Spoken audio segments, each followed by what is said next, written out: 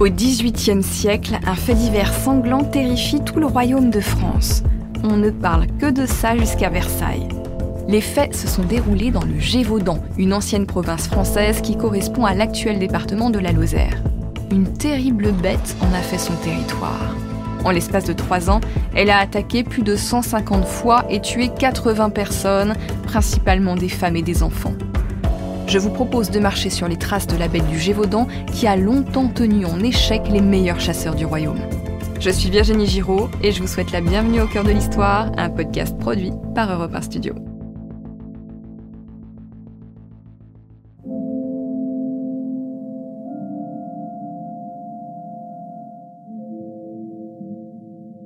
Nous sommes à l'automne 1764. Étienne Lafond, l'intendant du Gévaudan, lit la lettre d'un de ses capitaines nommé Duhamel.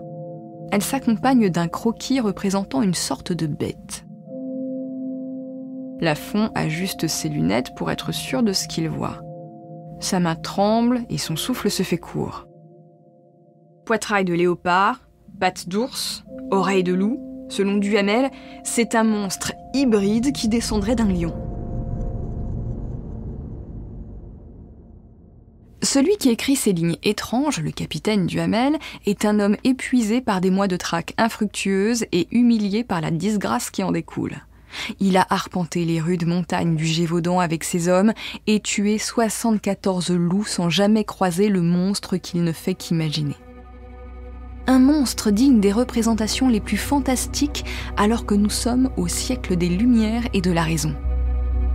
Un monstre qui tue sans pitié les enfants et les femmes, qui s'immisce dans les villages et semble être partout à la fois. C'est un fléau pour les misérables habitants de cette province pauvre et reculée, et semble-t-il, abandonnée de Dieu.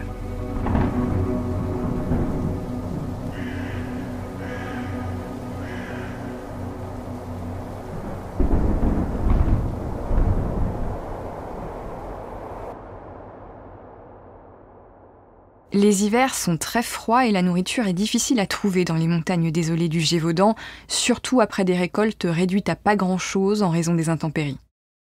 Quand les adultes travaillent au champ, ce sont les enfants qui gardent les bêtes. Au printemps, quand les beaux jours reviennent, ils les conduisent chaque jour au pâturage. Ils sont accompagnés d'un chien qui veille sur les bêtes.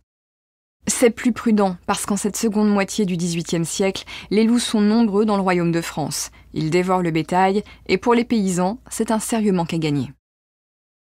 Chaque année, on tue une 50aine de loups et pour chaque bête tuée, on a droit à une récompense. En général, les loups ne s'attaquent pas aux hommes, ils sont trop craintifs pour ça. Pourtant, dans la ville de Langogne, en juin 1764, une femme qui garde ses vaches se fait attaquer. Elle est formelle. La bête s'en est prise à elle, pas au bétail. Elle s'en est sortie et elle peut décrire l'animal qui ne ressemble en rien à ce qu'elle connaît. C'est comme un gros loup, mais ce n'en est pas un, elle en est certaine. La tête est plus grosse et plus longue. Le poil est roux, traversé par une ligne noire qui court du haut des épaules jusqu'à la base de la queue. Le 30 juin, au village des Hubacs, dans le Vivarais, on retrouve plusieurs jours après sa disparition le corps de Jeanne Boulet, une bergère de 14 ans. Elle a été dévorée par une bête. Le 8 août, c'est une jeune fille de 15 ans qu'on découvre mutilée après une attaque. Dans les semaines qui suivent, d'autres victimes se succèdent dans la forêt de Mercoire et ses alentours. Pire encore, le 6 septembre, vers 19h, une femme est attaquée alors qu'elle laboure la terre de ses champs près de sa maison. L'animal entre dans les villages et même dans les jardins. Étienne Lafond, l'intendant du Gévaudan, est inquiet. En 1764, dans cette région enclavée, les nouvelles ne circulent pas vite. Mais à l'automne, Lafond commence à faire des rapprochements entre toutes ces affaires. On lui a rapporté les attaques, il sait qu'il y a des morts, et qu'on organise des battues. Et lui aussi, il se pose des questions. On n'a jamais vu un loup s'en prendre à de robustes jeunes gens en plein jour. Surtout pas quand le gibier est abondant dans les forêts. Lafond demande de l'aide à son supérieur, l'intendant du Languedoc. Celui-ci envoie aussitôt sur place le capitaine Duhamel et ses soldats. Ils sont accompagnés par de nombreux gardes-chasse venus des provinces alentours. La forêt du Mercoire est passée au peigne fin au cours de nombreuses battues. De jour comme de nuit, on entend aboyer les meilleurs chiens limiers de toute la région. On distribue des armes aux paysans qui y participent aussi. On place de la viande empoisonnée un peu partout, mais la bête reste introuvable et continue à faire des victimes.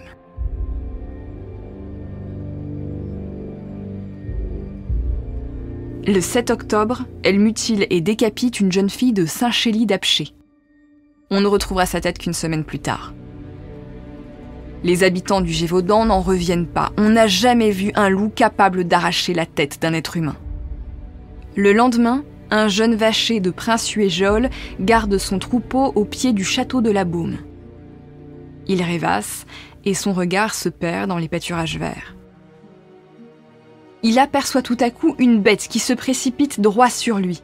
Le pauvre garçon trouve refuge entre ses vaches qui lui servent de rempart. Elles le défendent de leurs cornes et parviennent à repousser cette espèce de loup. Le gamin terrorisé sait qu'il n'est pas sorti d'affaire. Ce monstre est toujours là. Alors il reste sans bouger au milieu de ses vaches, attendant que la bête s'épuise. Mais elle reste là, en lisière du champ. Elle attend, elle aussi, comme si elle savait que le gamin ne pouvait pas rester comme ça éternellement.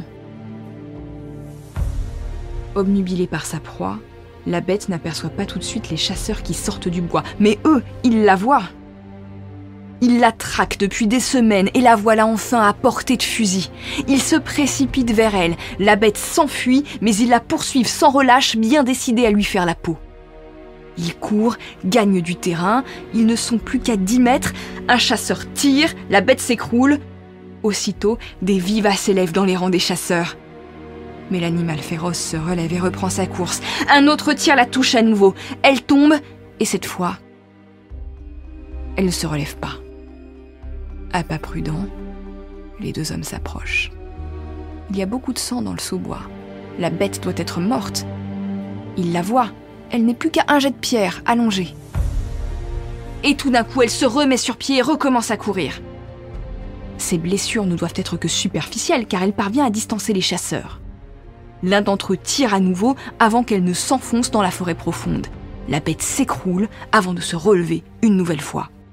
Tout le monde se demande alors quelle est cette créature diabolique que les balles ne peuvent pas tuer. La traque cesse à la tombée de la nuit et reprend le lendemain. Mais la bête n'est plus là.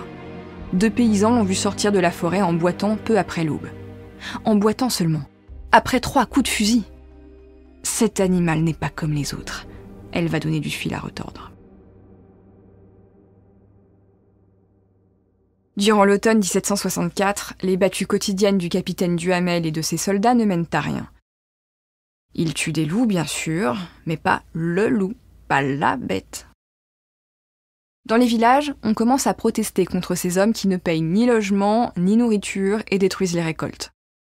Devant leur inefficacité, l'Assemblée de Languedoc se réunit et promet une prime de 2000 livres à qui tuera la bête.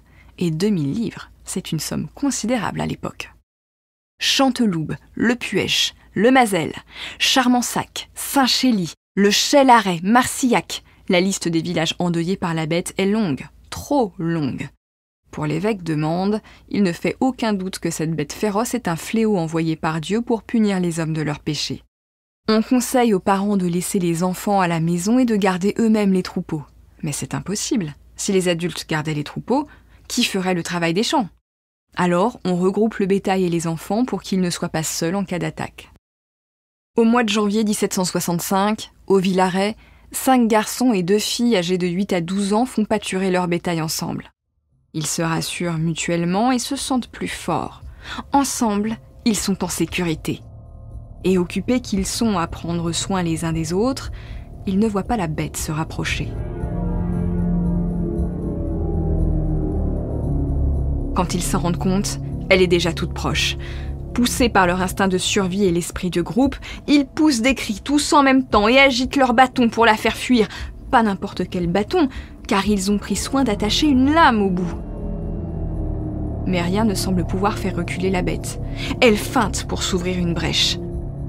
Les grands encouragent les plus jeunes à tenir bon, mais les pauvres petits de tout juste 8 ans sont morts de peur. D'un coup, la bête saute sur le groupe et arrache la joue d'un garçonnet plus chétif que les autres, Joseph Panafieux, âgé de 8 ans. Les gamins se ruent sur la bête et la piquent de toute leur force avec leurs bâtons pointus, mais rien ne perce la peau de cet animal diabolique.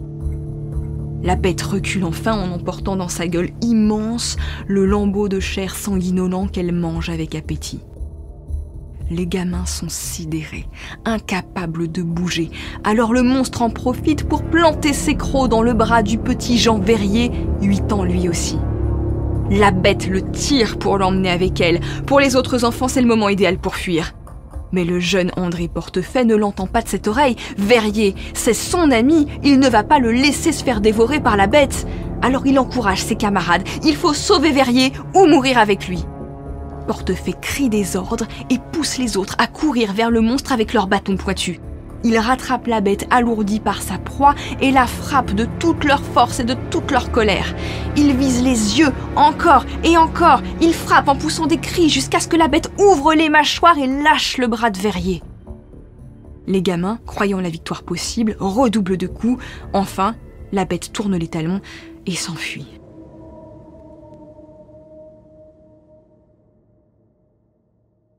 Ça y est, ils ont gagné.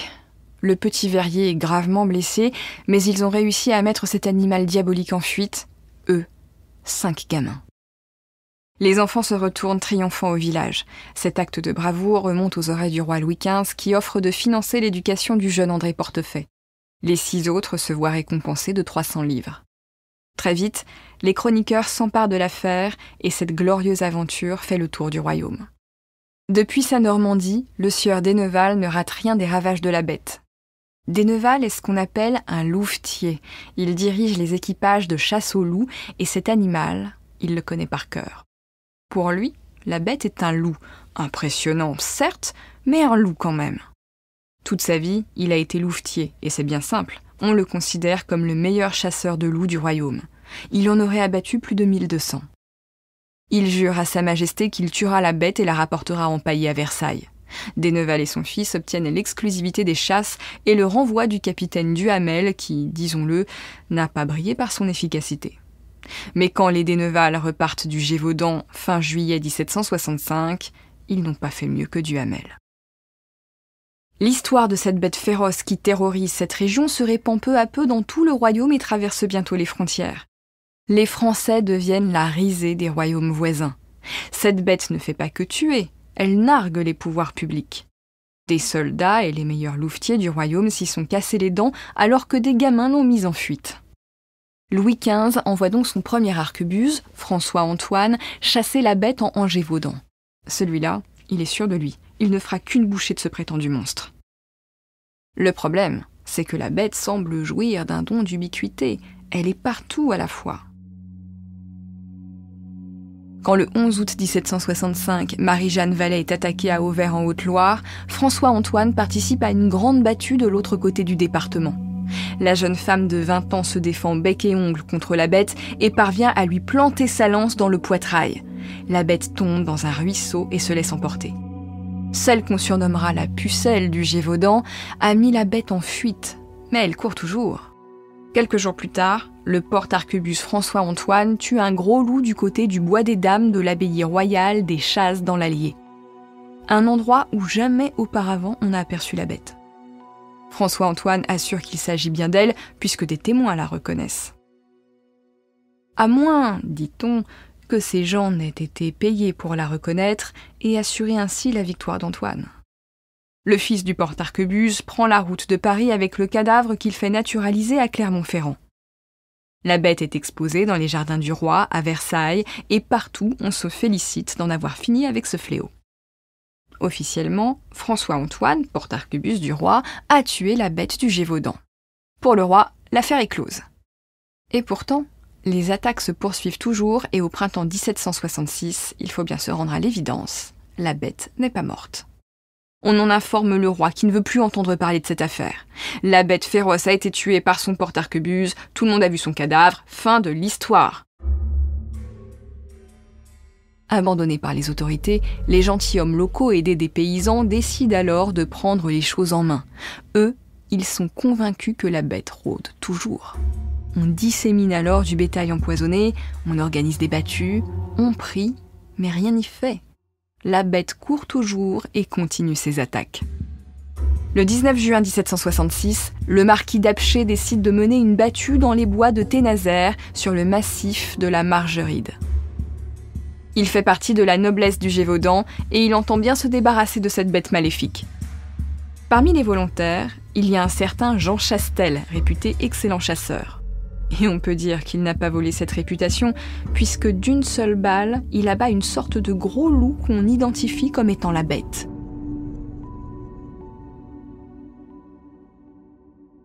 La légende dira plus tard qu'il s'agissait d'une balle bénite, faite de médailles fondues à l'effigie de la Vierge. Voilà le Gévaudan délivré de ce fléau, puisqu'on ne déplorera ensuite plus aucune attaque.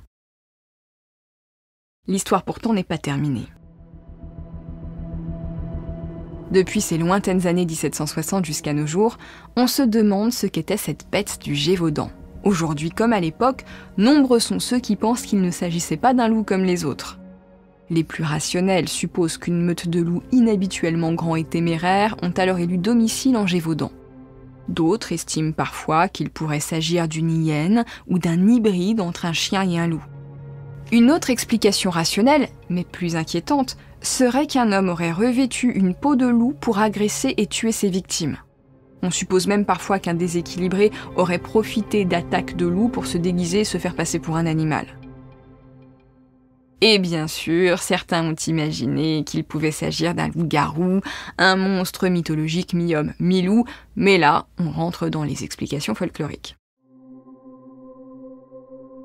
Le mystère de la bête du Gévaudan continue encore aujourd'hui à alimenter les fantasmes. Et cette affaire a aussi beaucoup contribué à la mauvaise réputation du grand méchant loup popularisé par les contes pour enfants, comme le petit chaperon rouge, la chèvre de Monsieur Seguin ou les trois petits cochons. L'animal sauvage a continué à terroriser la population jusqu'au XXe siècle, à tel point que dans les années 1930, le loup avait complètement disparu en France avant d'être réintroduit dans nos forêts dans les années 1990. Aujourd'hui, on en dénombre plus de 900 sur notre territoire.